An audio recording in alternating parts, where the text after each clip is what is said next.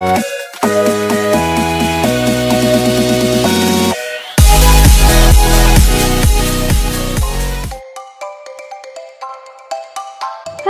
everyone, welcome back to our YouTube channel Bahas Aku Inggris Special Channel for Studying English.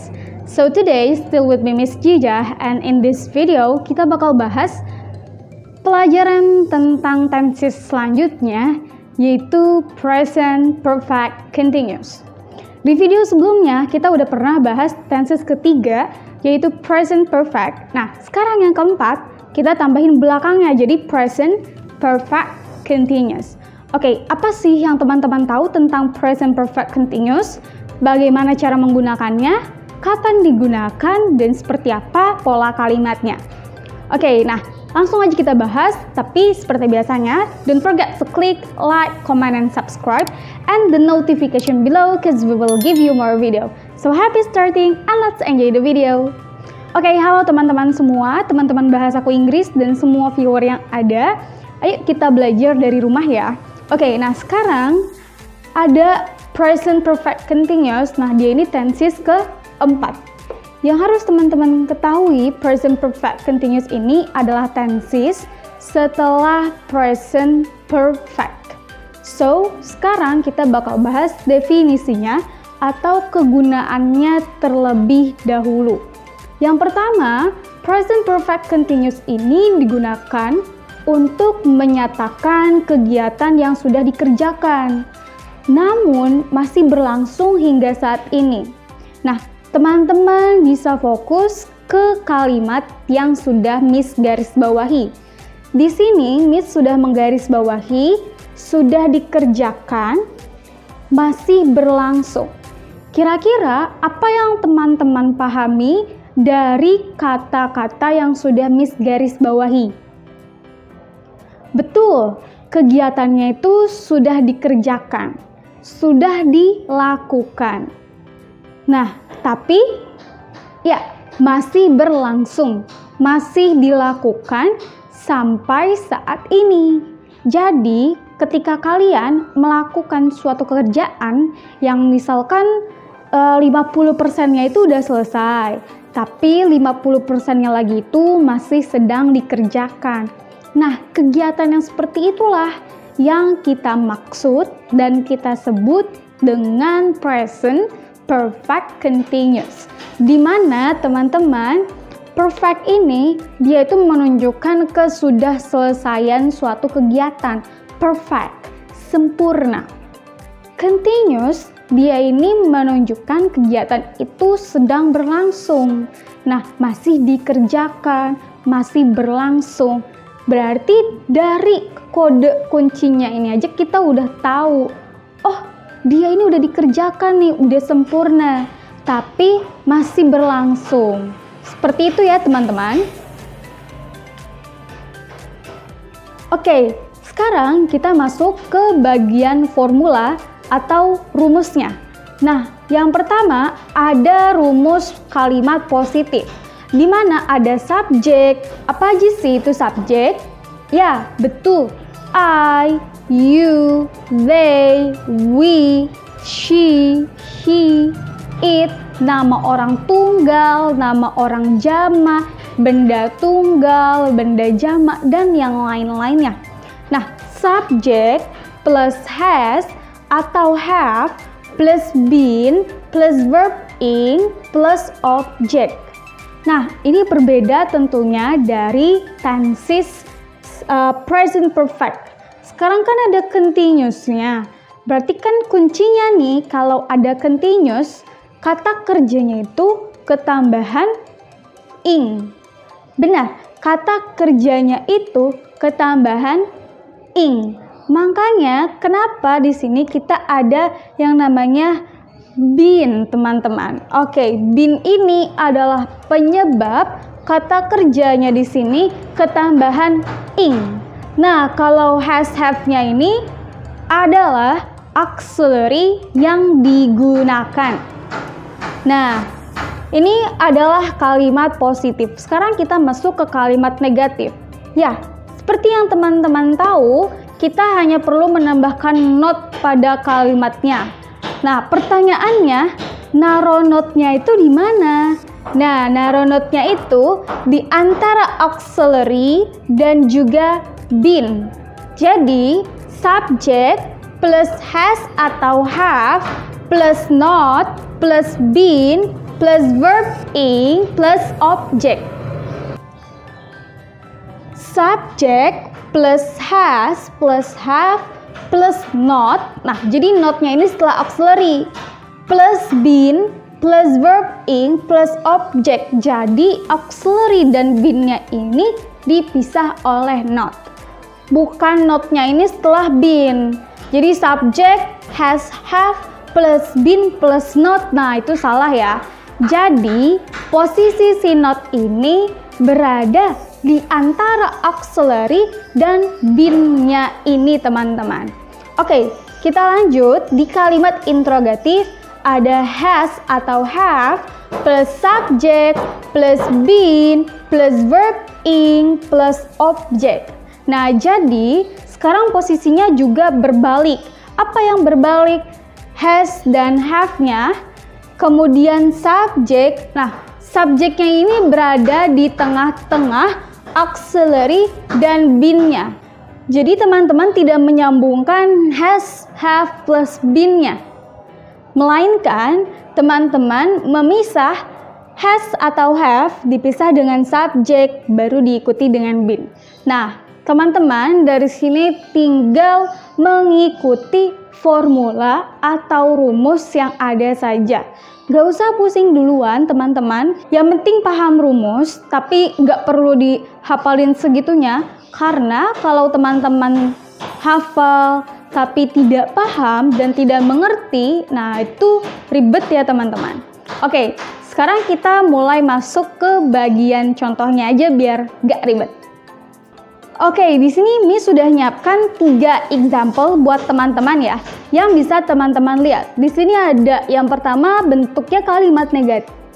Yang pertama bentuknya kalimat positif. Nomor 2 bentuknya kalimat negatif. Nomor 3 bentuknya kalimat interrogatif atau kalimat tanya. Nah, di sini macam-macam kalimatnya itu berbeda-beda. Jadi tidak satu kalimat Miss urutkan ke bawah, tidak. Mengapa? Di sini Miss pengen menunjukkan subjek yang berbeda. Seperti itu teman-teman. Oke, sekarang kita bakal bahas nomor 1, tolong simak baik-baik. Jika ada pertanyaan, langsung catat pertanyaannya atau langsung tulis di kolom komentar. Oke, yang pertama, Mr. Smith has been studying English for 2 weeks. Mr. Smith has been studying English for 2 weeks. Nah, jika diartikan ke dalam bahasa Indonesia, teman-teman akan mendapati arti seperti ini.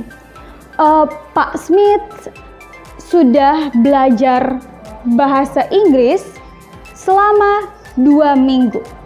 Nah, teman-teman, kira-kira yang kalian pahami apa? Jadi, Pak Smith ini dia sudah belajar bahasa Inggris, teman-teman. Otomatis dia sudah pernah belajar misalkan ada tenses, grammar gitu kan. Nah, tapi selama 2 minggu itu masih berlangsung sampai saat ini. Nah, ini yang kita maksud dengan present perfect continuous. Oke, nah itu yang pertama. Sekarang yang kedua, kalimat bentuknya kalimat negatif. Oke, you have not atau disingkat menjadi haven't. You have not been waiting for me for 2 hours. You have not been waiting for me for 2 hours. Nah, kalau kalimat positif diartikannya sudah, kalimat negatif diartikannya lawannya belum. Benar, kamu belum menunggu saya selama 2 jam. Kamu belum menunggu saya selama 2 jam. Artinya, dia masih nunggu. Dia udah nunggu dan masih nunggu. Gitu ya teman-teman. Oke, nah sekarang yang ketiga. Sebelum kita masuk ke bagian ketiga, di sini teman-teman lihat Ini have. Ini ada not dan ini been. Nah, seperti yang tadi Miss jelaskan di bagian formula, not ini memisah antara have dan been. Jadi dia ini posisinya di tengah-tengah. Auxiliary dulu, not, baru been. Seperti itu ya teman-teman. Nah, ini udah selesai kita bahas yang nomor 2. Sekarang kita bahas contoh yang ketiga. Di sini kita punya interrogatif atau kalimat tanya di mana auxiliary ini dia di depan dan diikuti subjek, kemudian baru been-nya, sama seperti not yang tadi. Jadi subjek ini juga memisah auxiliary dengan been-nya. Seperti itu ya. Jadi bunyinya seperti ini teman-teman. Has she been, bukan has been she, gitu ya. Seperti itu teman-teman. Oke, kita baca. Has she been baking the cookies whole day? Apakah dia sudah baking itu memanggang kue-kue itu seharian? Apakah dia memanggang kue-kue itu seharian? Nah, di sini maksud pertanyaannya juga seperti itu. Dia itu udah manggang kue. Tapi kan kalau seharian berarti kesannya, faktanya di sini dimaksudkan sedang dan masih berlangsung. Seperti itu ya teman-teman. Nah, itu dia yang kita maksud dengan present perfect continuous. Nah, selesai kita bahas example 1, 2, dan 3. Sekarang selalu diingat ketika teman-teman menemukan kesulitan, langsung tulis di kolom komentar saja. Nah, sekarang kita bakal bahas namanya time signal. Oke, time signal itu adalah waktu, penunjuk waktu, yang dimana ini bisa jadi kata kunci dari kalimat tersebut. Di sini teman-teman kita punya for. Ada lagi since, kita punya whole day, ada lagi 4 hours. Nah, jadi teman-teman, 4 waktu ini menunjukkan time signal punyanya si present perfect continuous. Oke, nah sekarang kita masuk ke contohnya. Tadi kan teman-teman menemukan for 2 weeks. Selama 2 minggu. Jadi for ini artinya selama. Di mana ada, misalkan teman-teman disuruh translate oleh tutor ataupun guru kalian ataupun dosen kalian. Nah, ada kata selama nih. Sekarang ditelaah dulu kalimatnya. Dia ini sudah dilakukan dan masih berlangsung atau tidak. Nah, ketika kalimatnya sudah seperti itu dan ada kata selama 2 minggu atau misalkan selama 3 hari, selama 2 jam. Nah, berarti kalimatnya udah cocok dijadikan present perfect continuous. Seperti itu. Sekarang yang ke misalkan di sini nggak ada since ya. Oke, kita pakai a whole day. Whole day. Nah, seperti contoh yang ketiga.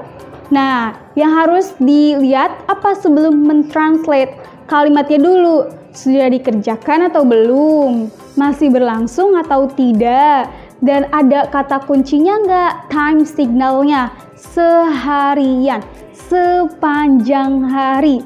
Nah, kira-kira kalau sudah cocok 3 kriterianya, baru teman-teman boleh mentranslatekan menggunakan present perfect continuous. Seperti itu ya teman-teman.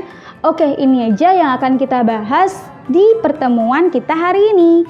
Nah, buat teman-teman, di sini kan Miss bikin contoh nomor 1 positifnya, nomor 2 negatifnya, nomor 3 interrogatifnya. Sekarang ada quiz atau tugas buat teman-teman. Silahkan tulis kalimat negatif, interrogatif untuk nomor 1. Disesuaikan ya. Dan nomor 2, tulis kalimat positif dan interrogatifnya. Dan nomor 3, tulis kalimat positif dan negatifnya. Silakan teman-teman pilih mau mengerjakan nomor 1, 2, ataupun 3, bebas. Yang penting dikerjakan ya. Dan jawabannya bisa tulis di kolom komentar. Kita koreksi bareng-bareng. Sejauh apa pemahaman teman-teman tentang present perfect continuous? Oke, itu aja dari Miss Gijah.